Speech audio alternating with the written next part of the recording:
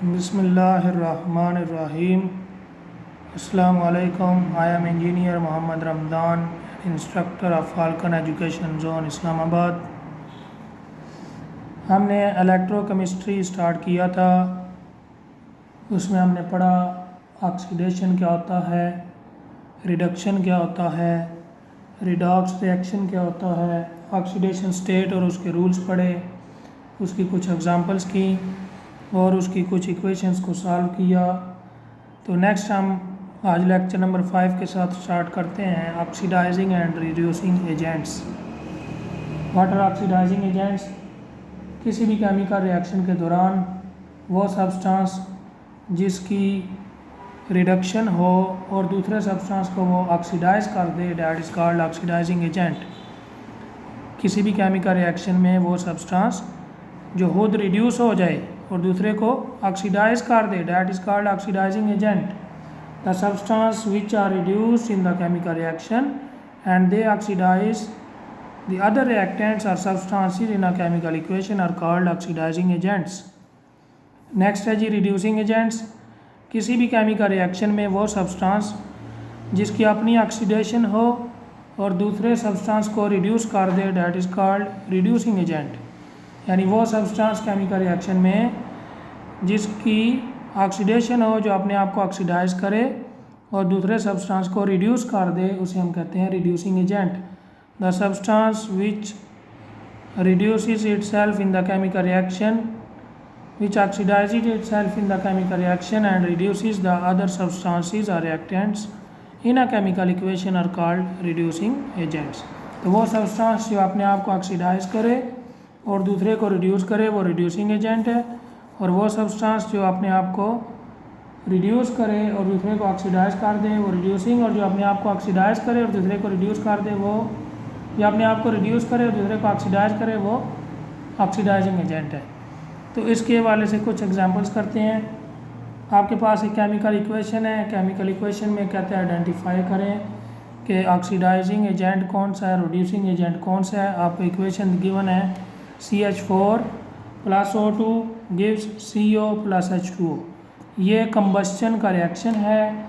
Limited supply of oxygen की साथ अगर बर्निंग हो मीथेन की तो कार्बन मोनोऑक्साइड बनता है और वाटर बनता है।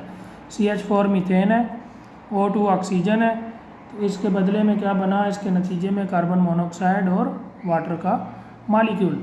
लिमिटेड सप्लाई ऑफ ऑक्सीजन के साथ मीथेन की बर्निंग हुई तो कार्बन मोनोऑक्साइड और वाटर बना। इसको बोलते हैं combustion reaction in the supply of limited oxygen. तो इसमें ऑक्सीडाइजिंग और रिड्यूसिंग एजेंट को आइडेंटिफाई करना है। तो इसका तरीकाकार ये है कि सबसे पहले हम ऑक्सीडेशन स्टेट लिखेंगे। जिस तरह के पिछले लेक्चर में मैंने आपको बताया कि कोई भी केमिकल रिएक्शन हो तो सबसे पहले उसको केमिकल इक्वेशन में ऑक्सीडेशन स्टेट लिखते हैं। जितने भी फ्री एलिमेंट्स हैं उनका ऑक्सीडेशन स्टेट 0 होता है, हाइड्रोजन का +1 होता है, ऑक्सीजन का -2 होता है, हैलोजेंस का -1 होता है।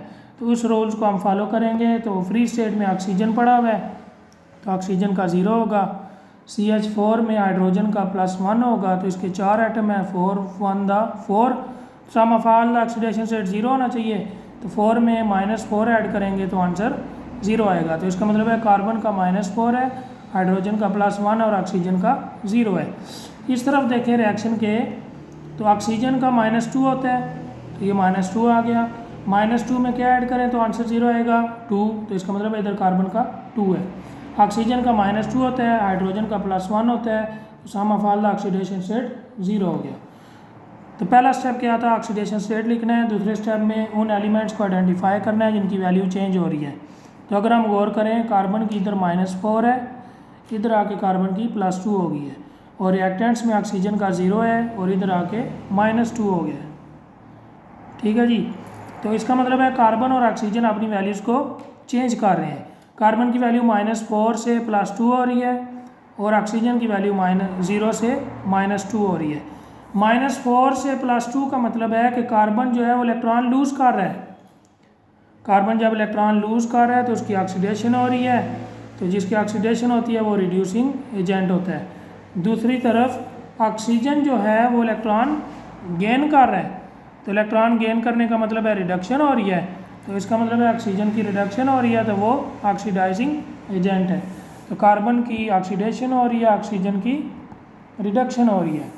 अगर हम देखें तो कार्बन -4 से +2 हुआ, तो -4 से +2 का मतलब है कि -4 से +2 होने का मतलब है कि इसमें से 6 इलेक्ट्रॉन निकले हैं, तो कार्बन ने 6 इलेक्ट्रॉन लूज़ किए हैं। और ऑक्सीजन 0 से -2 होने का मतलब है कि इसमें -2 इलेक्ट्रॉन्स ऐड हुए हैं, तो 2 इलेक्ट्रॉन्स का ऐड होना रिडक्शन। और आखिरी स्टेप क्या है, ब्रिज कंस्ट्रक्ट करेंगे। ब्रिज कंस्ट्रक्ट करके हम बताएंगे कि कौन सा ऑक्सीडाइजिंग एजेंट और कौन सा रिड्यूसिंग एजेंट है। वही इक्वेशन लिखेंगे दोबारा, एक एरो कार्बन से कार्बन पे लेके जाएंगे, एक एरो ऑक्सीजन से इस ऑक्सीजन पे लेके जाएंगे। कार्बन की क्या हो रही थी, ऑक्सीडेशन, और ऑक्सीजन की रिडक्शन। जिसकी ऑक्सीडेशन होती है वो रिड्यूसिंग एजेंट होता है। तो कार्बन की ऑक्सीडेशन हो रही थी तो कार्बन रिड्यूसिंग एजेंट है, ऑक्सीजन की रिडक्शन हो रही थी तो ऑक्सीजन ऑक्सीडाइजिंग एजेंट है। तो वो सब्सटेंस जिसकी ऑक्सीडेशन हो वो रिड्यूसिंग एजेंट होता है केमिकल इक्वेशन में, और वो सब्सटेंस जिसकी रिडक्शन हो वो ऑक्सीडाइजिंग एजेंट होता है। तो ये था ऑक्सीडाइजिंग या रिड्यूसिंग एजेंट और उसकी एग्जांपल। उम्मीद है कि आपको समझ आई होगी। इंशाल्लाह मिलते हैं नेक्स्ट लेक्चर के साथ। ओके जी, अल्लाह हाफिज़।